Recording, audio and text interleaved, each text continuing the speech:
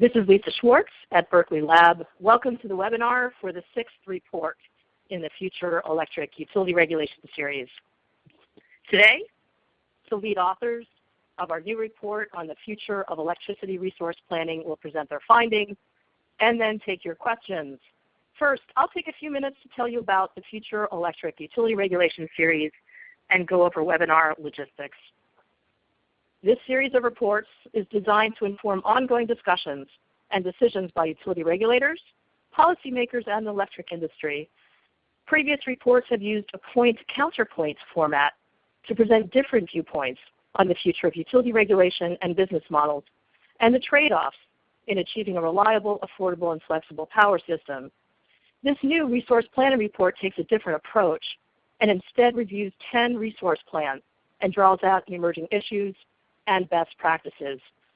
The U.S. Department of Energy funds the series. 6 reports are completed so far with several more underway. The next reports will cover the future of electricity markets and what incentives utilities have or do not have to make investments in grid modernization. An advisory group of state regulators, utilities, and stakeholders help prioritize what topics we cover, and they provide guidance on how we cover them. Before I turn over the mic for today's presentation, here are a few housekeeping items. First, we're recording the webinar and we'll post it on our website. Because of the large number of participants, everyone except for the presenters is in listen mode only. So please use the chat box to send us your questions and comments.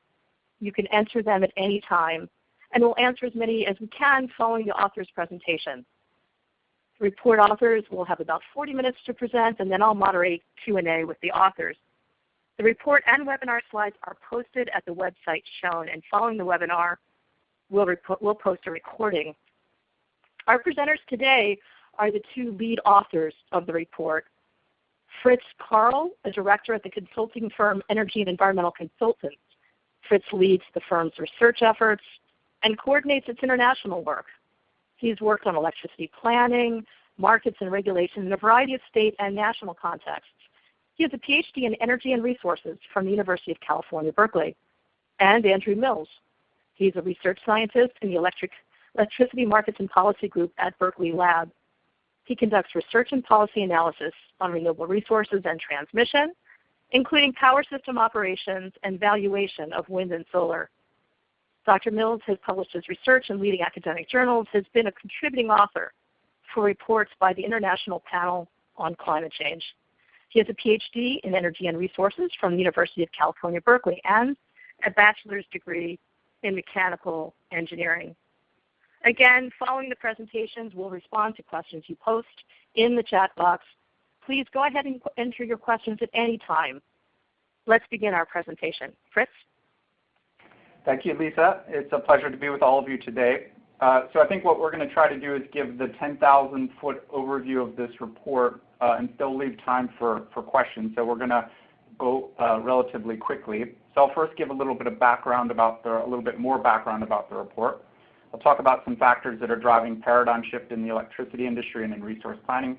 We'll talk about emerging issues and evolving practices in resource planning, and then I'll close by giving a summary and some considerations for regulators. So this is potentially one of the most ambitiously titled projects I think I've ever been involved with. And to make this a little bit more tractable, we kind of narrowed down the research into 3 main questions. First, how is electricity resource planning changing? Second, how might it evolve over the next decade? And third, what does this imply for federal and state regulators? Our approach in this report was to look at emerging issues and evolving practices in planning in 5 key areas by reviewing a series of resource plans. So we looked at central scale generation, distributed generation, demand-side resources, transmission, and uncertainty and risk. And uncertainty and risk focusing on more of a portfolio perspective. And then based on the analysis, we distilled a series of key considerations for regulators. So as many of you know, the U.S. electricity sector is very complex, even relative to other electricity sectors in other countries, and there are a variety of planning contexts. So we have vertically integrated utilities that may or may not be in RTO, ISO wholesale markets. We have restructured utilities with limited retail competition, that's California. We have municipal utilities that again may or may not be in RTO ISO markets. We have electric cooperatives, competitive retail providers, federal power marketers, and more. And planning functions in these different contexts are often divided among utilities, state agencies, and RTOs. What we've tried to do in this report was to maintain a broad perspective and kind of cast a wide net so that we could maintain a broad relevance with the report. And so the analysis is based on a review of 10 resource plans, and that includes 9 utilities and Tennessee Valley Authority, which is a federal power marketer. So we looked at 6 formal integrated resource plans, or IRPs, 3 long-term resource plans in areas that don't have formal IRP requirements but have some long-term planning requirement, 1 default service plan, and a series of other state agency, RTO, and ISO planning documents. And this table shows the utilities, and TVA is not a utility here, that we looked at. Their RTO ISO region, if any, the states they serve. So some of these utilities or federal power marketers serve multiple states, the plan type, and the plan year. And so the plan year, what was sort of interesting is as we were doing the report, a number of the utilities that we're looking at updated their plans, which is kind of a normal event. But what was, I guess, interesting was that a lot of the changes to plans in the last couple of years have been very substantive. And to us, that was sort of an illustration of how much change is occurring in the industry right now. Before we get too far into the weeds, I wanted to step back and talk about the role of resource planning. So electricity infrastructure often has long lead times and lifetimes. These 2 figures show some illustrative lead times and lifetimes for different electricity resources. So in general, lead times may be on the order of 2 to 5 years to build a new project, and lifetimes are generally on the order of 20 to maybe 50 years, and obviously much longer for things like transition. And so a key goal of resource planning is to encourage prudent decisions for resources that have long-term implications, particularly in cases where utilities are asking for regulated cost recovery. And planning processes provide that common reference point on possible future states of the world over these long time frames.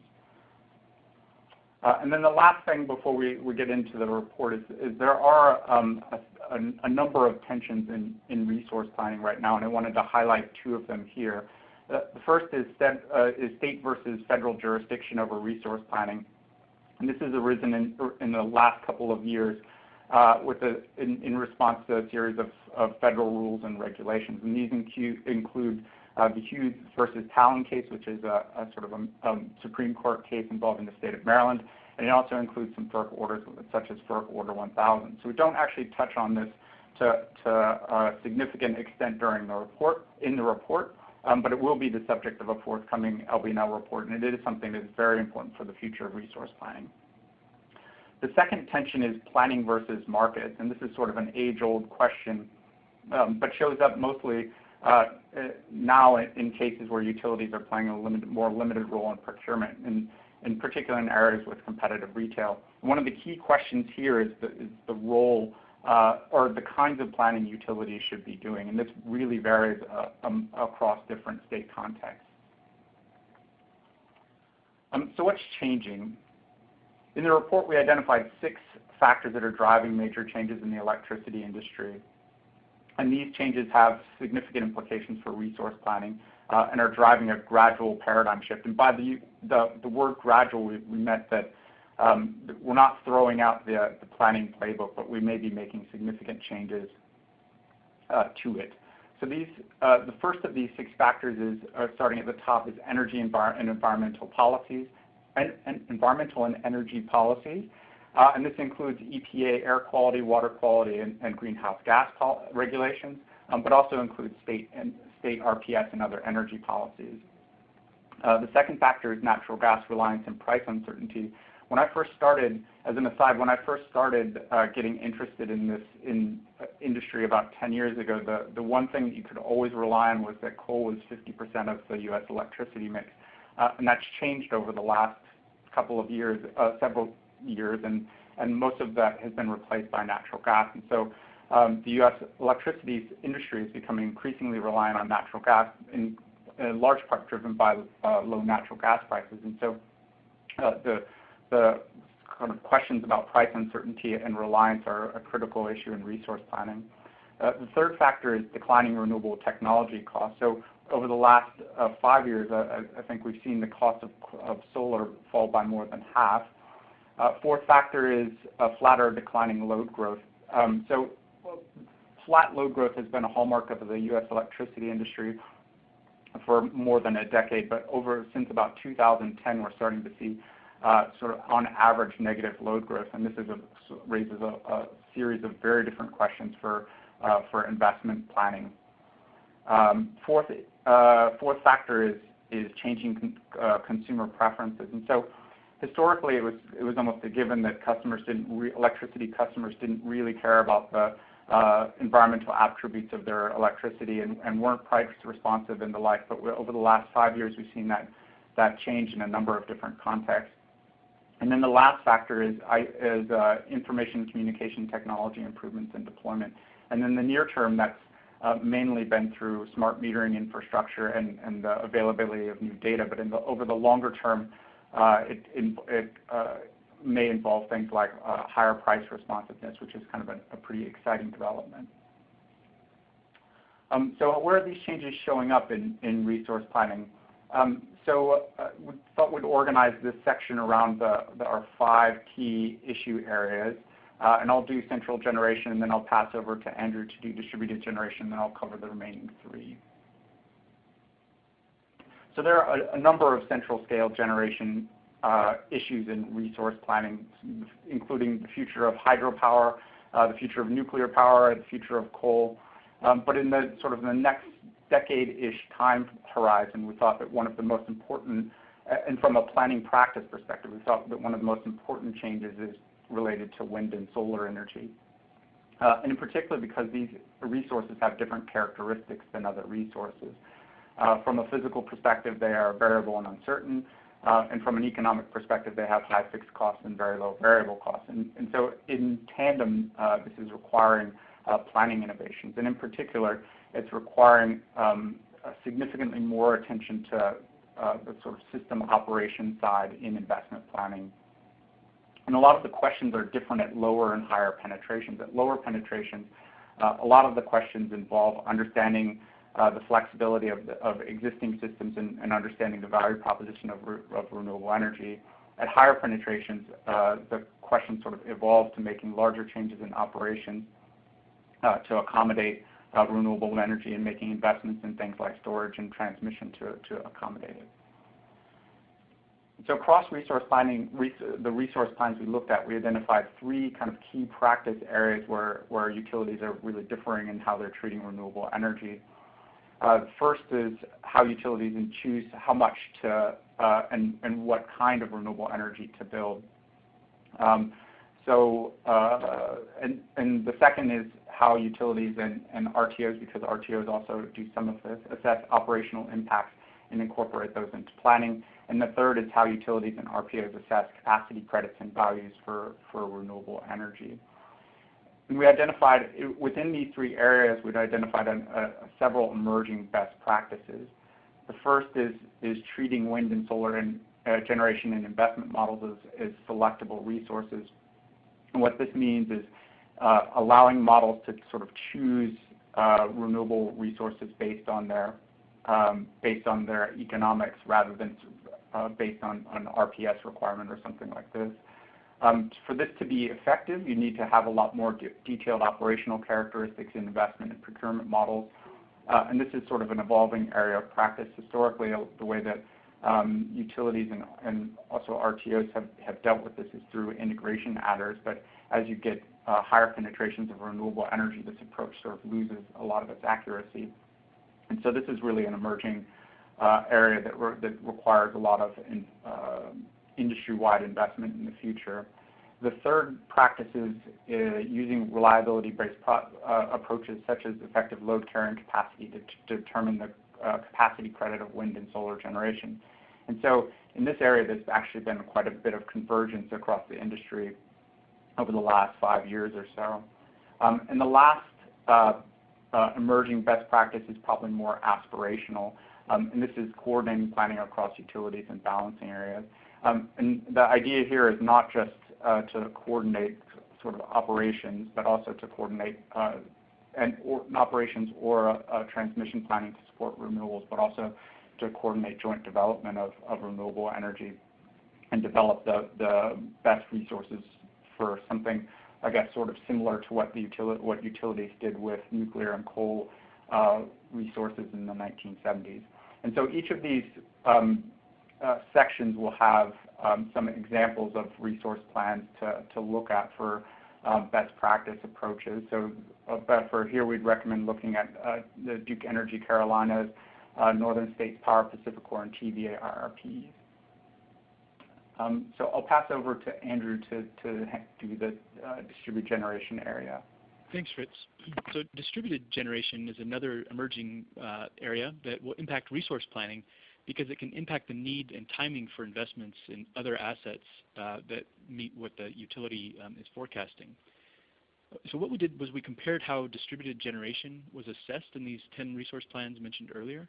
We didn't see a common approach, though we did see some common themes that emerged. One of the things is that most of the studies consider distributed generation to be driven by customer choice. And that means that there's somewhat limited ability of utility planners to directly control where and when distributed generation is added to the system. So this makes it different than some of the centralized assets that are being considered in the way that Fritz just described. One of the challenges in resource planning is then forecasting how much distributed generation will be adopted over the planning horizon. And there's numerous factors that can influence customer adoption, including the customer's preferences, which again Fritz mentioned are evolving and changing. Other factors like retail rate design can have a large influence on the attractiveness of distributed generation. And then there's changes like technology performance and cost, the availability of incentives, and also new emerging business models that all might affect the adoption of distributed generation going into the future.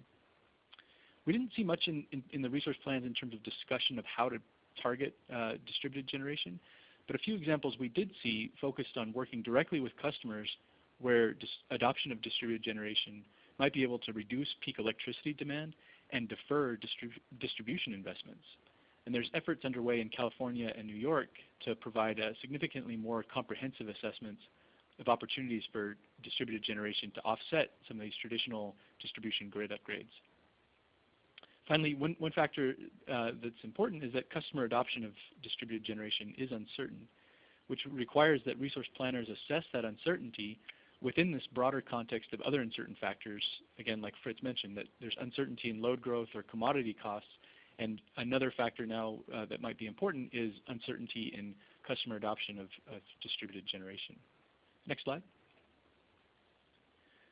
The various emerging issues with respect to distributed generation include this question of how to model the adoption of distributed generation and its impact on the broader bulk power system. There's also questions about how to evaluate distributed generation as a resource option that the planners can proactively procure to meet their needs. So this is somewhat similar to what Fritz talked about earlier with making distributed generation a selectable resource. And then also how to incorporate the impacts of distributed generation beyond the traditional resource planning issues to include impacts to transmission and distribution planning in the resource planning decisions. Some of the examples of the emerging best practices that we saw in these areas include, one is using a customer adoption model to forecast distributed generation adoption in the resource plans. And these are models that account for factors like the technical potential for distributed generation to be adopted, the willingness for customers to pay for it, and then the sort of behavioral aspects of technology diffusion.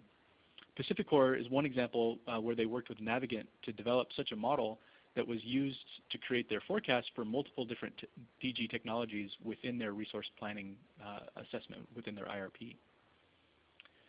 Another best practice is to incorporate the full range of potential values for distributed generation, which will include some of these location-specific values, like the ability of distributed generation to defer distribution upgrades.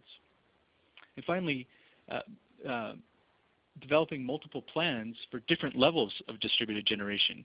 And that allows you to understand which investments are going to be sensitive to the quantity of distributed generation adoption. And from there, you can identify triggers of different DG adoption rates that will suggest that the preferred plan that comes out of the resource planning process might need to be revisited. So PacifiCorp, again, is an example where they provide something called a resource acquisition path analysis that shows that as you have higher or lower distributed generation adoption from their base case forecast, what would be the other factors that would then change from their preferred plan, and what sort of timing would be associated with those changes. So these are some of the emerging best practices. We also saw some interesting other approaches in New York, as I mentioned, also with Northern States Power, in TVA's plans, and then in the distribution resource plans coming out of Southern California Edison. Fritz, I'll turn it back over to you. Thank you, Andrew. So moving on to the next area that we looked at. So utilities have dealt with demand-side resources and resource planning for nearly 2 decades, but a lot is kind of changing, including the term of art. So we refer to this as demand-side resources in the report, but I think more colloquially now they're referred to as distributed energy resources, including energy efficiency, demand response, and storage. A second thing that's changing is that the value of these resources, we're arguing, is likely to increase over the next decade, and a lot of this is driven by public policy goals, including greenhouse gas reduction goals, air quality goals, and state energy goals. But there are also new opportunities emerging with new kinds of distributed energy resources, including electric vehicles and distributed storage. There's new information technologies and new business models emerging. But at present, based on a review of plans, we've kind of concluded that we're still doing sort of a mixed job of integrating demand-side resources into supply planning, including those in risk analysis. And so we identified 2 areas that sort of differentiate how utilities are approaching distributed energy resources. The first is how DER planning is integrated into resource valuation and selection, and including how it's dealt with in risk analysis. And then the second is how retail rates and rate design impacts are being incorporated into DER modeling, load forecast, and into resource planning more broadly. And so in terms of emerging best practices, we as with distributed generation and central scale resources, the sort of best approach to treating demand-side resources right now seems to be including them as selectable resources in bulk expansion models. So choosing them when they're economic, both from sort of a kind of a point estimate perspective and also a risk perspective. The second is incorporating the locational benefits of distributed energy resources in resource evaluations. And this is still a relatively recent area, and particularly including distribution level values requires a lot of coordination with distribution planning. The third practice is integrating evaluation across all distributed energy resources, including distributed generation. So this is sometimes referred to as integrated demand side management, or IDSM planning. And what this does is it allows utilities to determine which of these resources are most cost effective. The fourth is a better understanding of the potential of price responsive loads. So for instance, electric vehicles and distributed generation and storage. And best practices in these areas are currently limited to a large extent to piloting retail rate designs to better understand evolving price responsiveness. And so for examples of these practices, we'd recommend looking at Con Edison's integrated demand side management tool, PacifiCorp and TVA's plans, and again, the Southern California Edison distributed resource plan. The next area is transmission. So transmission has historically been given short shrift in resource planning, but it does provide a number of resource benefits, and those include congestion, reduced energy costs. They can also include lower costs for generation capacity, lower costs for ancillary services, and increasingly increased flexibility to deal with the intermittency of wind and solar. And like DemandSide Resources, we're arguing in the report that the value of transmission is likely to increase over the next decade, and that's most likely going to be driven by public policy goals. But also like DemandSide Resources, we're sort of doing a mixed job of integrating transmission planning with resource planning. And this raises a kind of different questions for RTO and non-RTO jurisdictions, because RTOs are at least in charge of coordinating transmission planning. And so the two key areas we looked at here were how the capacity, energy, and flexibility benefits of transmission are valued in markets and planning tools, and how alternatives to transmission are being considered in transmission valuation and selection within transmission planning processes. And I should say that the emerging best practices here are somewhat aspirational, and the transmission does differ from more conventional resources in that it's very difficult to build in the U.S., and actually not just in the U.S., but just almost everywhere. And so the first sort of aspirational best practice was to evaluating multiple benefits of transmission, not just focusing on its reliability benefits or congestion mitigation benefits. The second was incorporating the value of reduced wind and solar curtailment in transmission valuation processes. The third is coordinating inputs in resource and transmission plans so that they're using the same inputs. And the fourth is undertaking and potentially institutionalizing non-wires alternatives, or NWA analysis. And so these aren't, there are, I think, probably fewer good examples of areas that are currently doing this. These are sort of more aspirational, I think, at this point. And then the last area that we looked at was uncertainty and risk. And again, this was more from a portfolio perspective. And the electricity industry has always faced uncertainty and risk, but what we're arguing in the report is that the current levels of uncertainty are akin to previous periods of transition. So for instance, in the 1970s and sort of bleeding over into the 1980s. And a lot of the drivers of uncertainty are often related. So for instance, environmental regulations may be driving utilities and sort of the industry as a whole to move toward different generation technologies, but this technology costs, renewable technology costs, have implications for what to build. Load growth also has implications for what to build. The future of nuclear has implications for what to build. So a lot of these questions and risks are interrelated. And the one last point here is that regulators and utilities should be proactively managing this risk. And it's important to emphasize that risk here is not exclusively a pejorative term. I think over the next decade, there are a lot of the uncertainty sort of the transition that we're moving in toward also provides a lot of opportunities. And so we identified two key areas in how utilities are currently dealing with uncertainty and risk. First is how utilities are incorporating risk into resource valuation and selection. And the second is how these metrics for risk are interpreted and incorporated into preferred plans.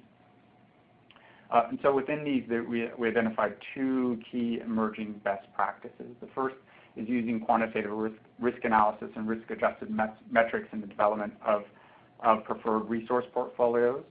The second is developing clear criteria for how risk-adjusted metrics will be used in evaluating different resource portfolios. And so for examples of these, we recommend looking at Northern States Power, PacifiCorp, and the TVA IRPs. So I wanted to give a little bit more depth on risk analysis, because I do think this is a relatively important area. What's interesting and sort of exciting about the increase of computing power over the last decade or two is it allows us to do a lot more of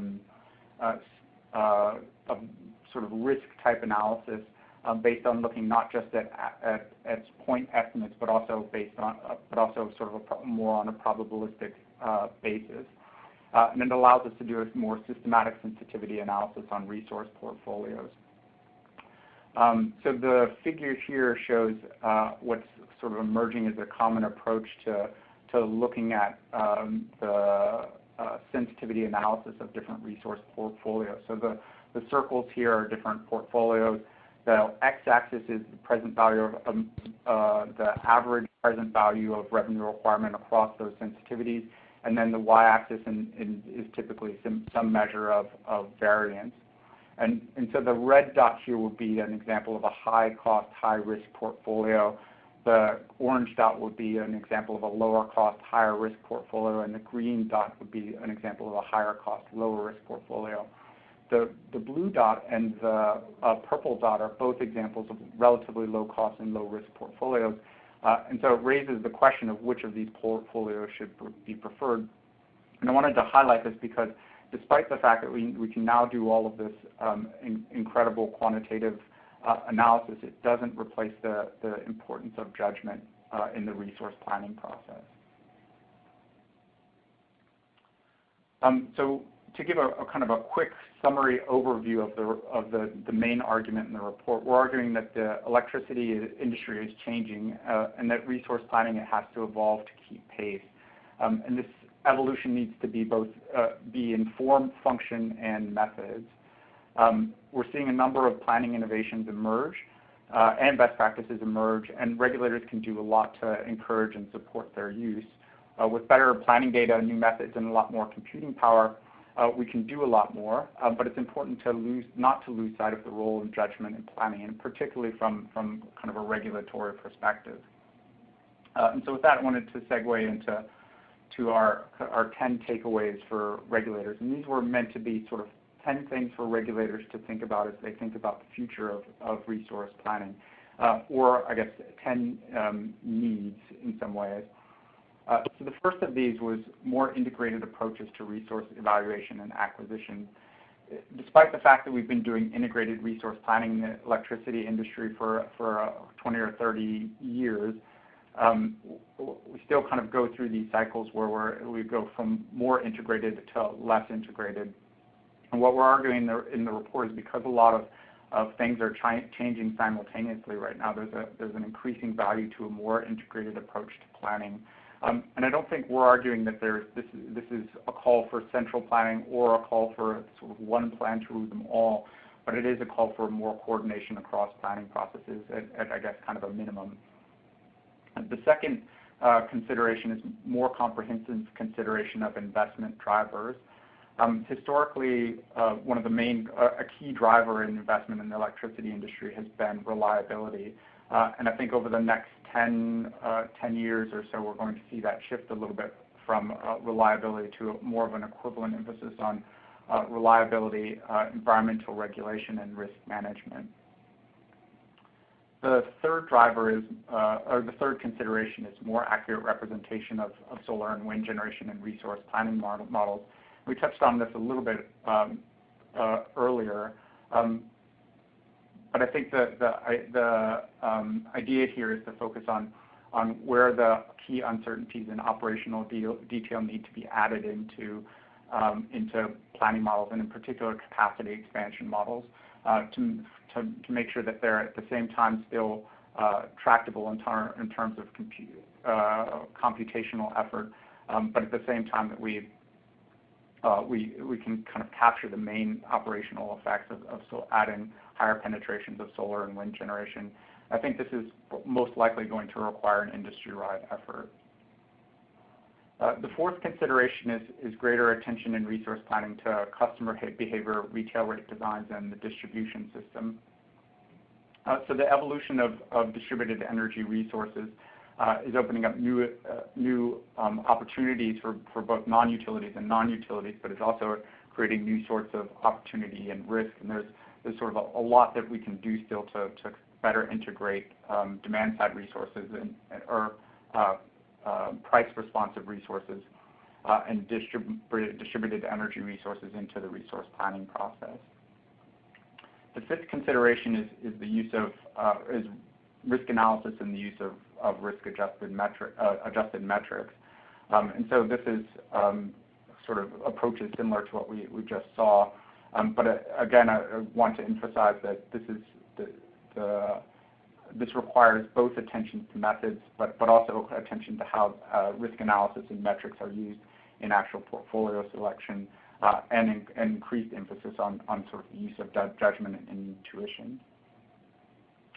The sixth consideration is balancing precision and transparency in planning models. So with more data and better analytical tools, we can do a lot more in resource planning, but it's important to emphasize that intuition and judgment are still critical, that we still need back-of-the-envelope analysis, and we still need to use simpler analytical tools alongside more complex tools to make sure that we understand the results. The seventh consideration is coherence between planning and long-term policies and regulations. So a number of, for instance, EPA regulations have compliance periods that span over a decade or more, and so there's a need to make sure that as utilities are planning, that their plans are consistent with their long-term compliance obligations. It's interesting, in looking at a lot of the resource plans, there are at least a couple of utilities that have sort of started to focus on sort of longer-term transition. The eighth consideration is the need for deeper expertise at state regulatory commissions and energy agencies. State agencies are now dealing with ever more complex technical issues, and building expertise is sort of a key or an important response to sort of an increasingly complex industry. But for a variety of reasons, it may require, getting higher level policy support, for instance, from a governor's office to sort of make the case that we really need to improve expertise at state regulatory commissions and energy agencies. The ninth consideration is exploring new opportunities for information information sharing and collaboration. In looking through resource plans, we discovered that there are diversity of inputs and approaches, and that some convergence in methods and sort of inputs would probably be beneficial for the industry as a whole. And then the last consideration is regional coordination and resource planning. Again, because we're arguing that there's a kind of a longer-term transition underway, there is a significant value for utilities in coordinating and cooperating across their service territories.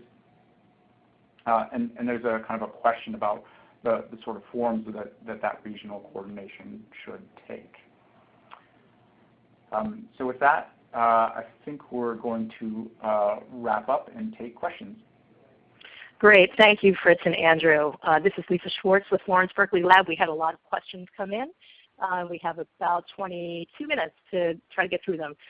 So first, here's a really good question, maybe for Fritz. What is the role of planning in competitive generation markets? The slides place planning mostly in the context from this viewer's point of view as utility choices. But maybe there are not explicit choices for utilities where competition for generation services is open. So what's the role in competitive market for planning? I'm going to take the easy way out of this question and say that it varies by context. So in some places, the utilities don't do, with competitive generation markets, utilities don't do that much planning at all. In others, such as New York, they actually do a fair amount of planning that's mostly focused on kind of the distribution system level and distributed energy resources. But there is, and I think in general we take more of a descriptive approach to this question in the report rather than a prescriptive one. In general, I think there is kind of a question, and this is emerging in New York, about what the role of utilities in planning for generation procurement over longer time periods is. All right, thanks. We have a couple questions about what methodology or criteria you use to select something as either a best practice or an emerging best practice. And what kind of metric, would you use for best and best practices? You mean in the report? Right. So I think the main thing that we were looking at was, would these practices lead to lower costs, but also sort of coming from a risk-adjusted perspective, would they lead to lower risk-adjusted costs? And I think that was sort of, from an overarching perspective, I think that was the approach to identifying best practices. And Andrew, is that also consistent with the distributed generation section? Yeah, I think what I'd add to that is just that we see a number of complex trends that are emerging, and methods and practices that allow you to sort of acknowledge and try to understand those complex trends and how those might affect things. Those are the ones that are going to kind of give you a fuller picture. And so an example I'm thinking about is when we're sort of talking about using customer adoption models as sort of a best practice. The reason for that is just that it can incorporate a lot more information about things that might be changing, like technology costs and performance, incentives, customer choice, things like that. And you can kind of package a lot of those things into a methodology that allows you to understand what the implications will be for planning. So that sort of more comprehensive assessment of the picture, I think, is also something that factored into that. All right, thanks, Andrew. Here's another question for you, Andrew. What requirements have you seen from regulators that might require utilities to treat distributed solar generation as a resource rather than as an offset to load in their resource plans?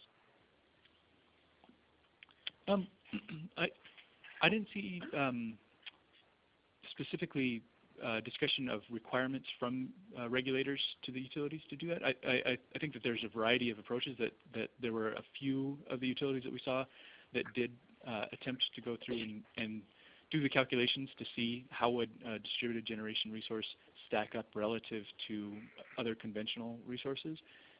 But for the most part, there was just a wide variation, and I didn't see that being driven as much by regulatory requirements. All right. Here's a question that I appreciate. There wasn't much said in the webinar about energy efficiency. And can you elaborate, Fritz, a bit on best practices for incorporating energy efficiency into integrated resource planning? So I think that from a utility perspective, the kind of best practice is using some sort of long-term investment model where you're integrating your energy efficiency procurement with or energy efficiency acquisition with the rest of your procurement, and including it in some sort of risk analysis. So that way, if you think that, or based on sort of the risk analysis, if there's a probability that gas prices are going to go up, then you're going to end up doing more sort of long-term or more energy efficiency in the longer term. But integrating these things together in sort of either an investment model or a procurement model, I think is probably best practice at this point. And these things meaning like energy efficiency in particular. All right, thanks. So in California, there's a very complex set of proceedings that affect the future of the utility system, and the California PUC has proceedings on so many things that are related. Is there any good model of integrating efforts that you've seen outside of California? And some of the efforts that have been mentioned are the RPS procurement, the RPS calculator, the demand response auction mechanism, resource adequacy, the carrying capacity proceedings, and the IRP rulemaking and so forth. So California is a little bit unique, I guess, in this respect, in the sense that it has proceedings for just about every resource imaginable, and so I don't know if there's actually a good example of a state that's gone down this road, sort of atomizing proceedings based on resources and then trying to integrate across proceedings again. So the California Integrated Resource Planning requirement may indeed end up doing this, but then it raises, I guess, questions about sort of the role of different parties in the planning process. And so this is very much an emerging issue. I can't think of a good example where a state has gone through something similar already. Yeah, I would say one thing to add to that is that sometimes when you do have a very technical question that emerges as part of integrated resource planning, you'll often find in some of these IRPs a technical appendix specifically addressing that question, where the utility will dive deep into that, and in some cases they'll go as far as having a technical review committee where they'll reach out to stakeholders and other experts to kind of sit around and really try to understand this issue. So one that just comes to mind is when wind integration costs were something that came up, that having a side analysis that allows you to dive deep into understanding wind integration costs and getting buy-in from a lot of stakeholders allows you to kind of go forward with more confidence in the IRP that you're treating those costs in the best way possible.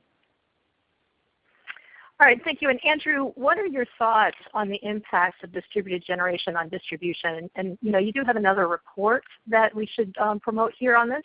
What pressures do you see on the distribution networks as a result of the adoption? And when you did your more deep dive into these issues in the other report you just released, can you give us some highlights? Sure. Yeah. I think the first thing it's kind of talked about how these things with incorporating renewables into planning that it may be something that changes with the level of penetration that you're talking about. So sort of at the first level, the low level of penetration, the first thing you have to ask is, are you accounting for the fact that by adding distributed generation in various locations, that may reduce the peak load on some distribution lines and actually allow you to defer some distribution upgrades. So it's sort of that first level of, even at low penetrations, can we defer some of our upgrades? But then as you start to talk about higher penetration levels, there is the risk that as you add distributed generation, it may cause you to start to violate some of your operating characteristics, such as thermal constraints or voltage constraints or protection schemes. And so one of the emerging practices we see there is to assess the ability for distribution feeders to accommodate distributed generation through things like the hosting capacity analysis that's being developed, leading with EPRI and a number of other entities are starting to do that further. And that allows you to identify how much distributed generation can you accommodate on different feeders with its existing configuration without having to do any upgrades to the system. So it kind of gives you a sense of here's an amount that you can handle without having to change anything. And then the third thing that we're starting to see are some utilities going further and saying, well, if we need to or we want to deploy even more distributed generation, what are those upgrades that need to occur to the distribution system to increase its hosting capacity analysis? And in terms of trying to quantify what those costs are with a broad sweep, there's only a few examples that we found. One that we came across was from Dominion Power using a Sunshot grant, had worked with Navigant to do an assessment of the cost on representative feeders of enabling up to 100% penetration of distributed generation. And they quantified what the cost would be with traditional distribution upgrades, and then also what would be the cost if you had emerging technologies like advanced inverter control or storage. And so I think that sort of assessment is appropriate when you're really starting to talk about higher penetration levels and maybe isn't necessary for when you're just starting to get some adoption. Great, thanks. Chris, this question's for you, although Andrew may have thoughts as well. What's the best risk mitigation method to account for the intermittency of renewable resources and the potential mismatch of timing with respect to production versus customer usage? And of course, the example in California or Hawaii is solar peaks at midday, but customer usage might be peaking later in the day. So from a planning perspective, I think the best approach is through improving capacity expansion models so that they can better incorporate the sort of operational effects of reaching higher penetrations. I think generally at lower penetrations, this risk is relatively low. But as you get to higher penetrations, it does adding more wind and solar onto the system does start to have larger impacts on the system. And so to avoid getting into a situation where all of a sudden you're seeing a lot of curtailment that you didn't anticipate, using capacity expansion models or other planning models that have an ability to sort of incorporate a lot of this, a lot more operational detail is from my perspective, at least outside of wholesale markets, is sort of the best way to deal with that risk. And what I would add to that too is just that Fritz mentioned that kind of there's a lot of convergence around methods like the effective load carrying capability as a way to assess the capacity credit of renewables. And that is a fundamentally risk-based approach where you are accounting for that potential that load and renewable generation doesn't line up, and also incorporating the probabilities of conventional generators tripping offline. So you have at the bulk power system level a very, I think, well agreed upon approach now as sort of a standard for assessing this risk and quantifying those impacts for renewable generation. I think there's less agreement as you start to move towards accounting for that at the transmission level or on individual distribution feeders, that you start to kind of talk about very specific distributed generators and very specific load profiles, and it's a little harder to do these sort of broader assessments like the effective load carrying capability. And this is somewhat related, but a little different. The comment is, as we increase renewable resources in our electric system with state-mandated, percentage goals or capacity requirements, who's looking at the grid needs for balance? And the commenter is stating a potential need for dispatchable renewable resources as part of the overall system. And Fritz, you want to take a stab at that? Sure. So my personal position, and I'm not sure if this is LB&L's position as well, is that there is a need for treating renewable resources as economically dispatchable. And I think a lot of areas are sort of still trying to figure out what that means and how that sort of intersects with with the way that we've been doing contracting for them. But and I guess outside of sort of a wholesale market context, then this kind of goes back to this modeling issue of making sure that you're accounting for the operational characteristics of renewable resources in planning and making the right investments to determine what that sort of economically optimal level of curtailment looks like. All right, this should be a quick question to answer. Why did you in the report consider distributed generation separately from other distributed energy resources? And it seems like the recommendations are highly relevant to either section. Andrew, you want to field that? I don't have a good answer. I think part of it is just that there are some specific emerging issues around distributed generation and that we just wanted to highlight that are somewhat separate. So I think it's partly just wanting the space to kind of go into some of these details. And one of them I think that again comes to mind is just the trends that we've seen with customer adoption of distributed solar, and some of that maybe not looking the same as adoption of energy efficiency or things like that. So that there are some differences, and by having these two separate sections, we could separate those. But I do agree that a fair number of the issues will overlap, and that there is a lot of similar recommendations. All right, I'm just going to convey one of the comments we got, and then I'll ask a question. So a comment was, could we do a webinar and report like this for gas utility integrated resource planning? There are issues with respect to investment in pipeline infrastructure versus the potential real need for pipelines. And then there are, demand-side management issues that might be undervalued. So I appreciate that comment. And then let's ask a question. What are your thoughts on addressing uncertainties that go beyond what could be captured through a sensitivity analysis? For example, things like paradigm shifts that fundamentally change things. So I think this is why we highlighted the role of judgment in the report. I think so. There are some really important insights that you can get out of quantitative sensitivity analysis, but there are limits to it, and it's important to know what those limits are and sort of think kind of critically about how to structure the planning process to sort of account for them. So there's an interesting approach that TVA took for their actually I think previous resource plan, in which they first set out to kind of define what they thought were potential possible worlds, and a lot of that sort of unknowable uncertainty is captured in their how they structured those different worlds. And then from there they went to doing more sensitivity analysis. But having that initial step, I think, is an interesting and important way to kind of deal with some of the unknowable unknowns. We've got about 5 minutes left, so let's see if we can be like the debates on Monday and answer questions in 30 seconds or less. Since much solar is distributed, is the thought here that utilities will do more to encourage expansion of solar just in certain parts of their grid, or is it the thought that utilities would just do a better job of figuring out where solar will show up?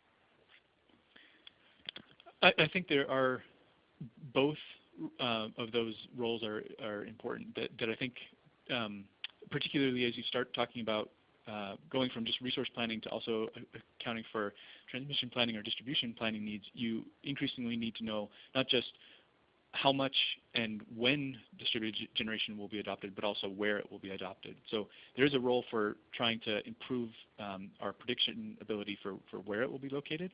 And then I think that's where we need to increase the coordination between distribution planning, transmission planning, and resource planning, is that in order to best assess the ability for DG to provide some of these benefits, we need to know in resource planning what those potential deferrals are and how much value that would add.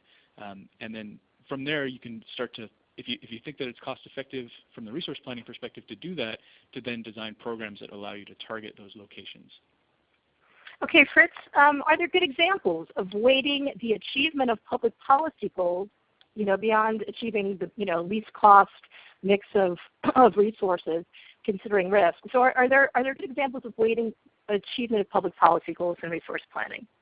So again, I think TVA has a really interesting approach to this. They came up with a scoring system where they set out what their goals were, and they were not confined to least cost, but they set out what their goals were, and then they sort of did a scoring system evaluation of what how different portfolios were scoring on different goals, and based on the scoring system and including a little bit of judgment, then they came up with what's their preferred sort of range of resources. So that's probably the best example. All right, and also one of our participants wants to know if you have seen utilities really start to dig in and consider and plan for increased electrification of certain loads like heating and transportation. Good question. So transportation, we're starting to see a little bit more, but not at penetrations is the wrong word. Higher levels, I would guess. I would say. But for buildings, probably the only place that people are even thinking about this is in California and maybe in New York. All right. And I think this will have to be the final question. Do you have any thoughts on best practices in evaluating retirement of existing resources as part of resource planning? Great question. So this is somewhat of a loaded question as well. I think my own take on this is that we're not doing a great job of this in modeling, and this is an area where I think having a little bit more of a sort of an industry-wide discussion would be really useful. Off the top of my head, I can't think of a good example. All right. Well, just one thing to add is that I know APS in one of their IRPs that I've reviewed in the past, retirements of coal plants has been something that they have assessed as a scenario, effectively. And certainly PacifiCorp has done quite a bit of assessment in that area for its 6-state footprint. All right, well, we've reached the end of our time. I thank you very much, Fritz Carl and Andrew Mills, for your comments and presentation. The report and webinar slides are already posted at the website you see on the screen, and we will post shortly after we close up here a recording. So please go ahead and tell your colleagues about that.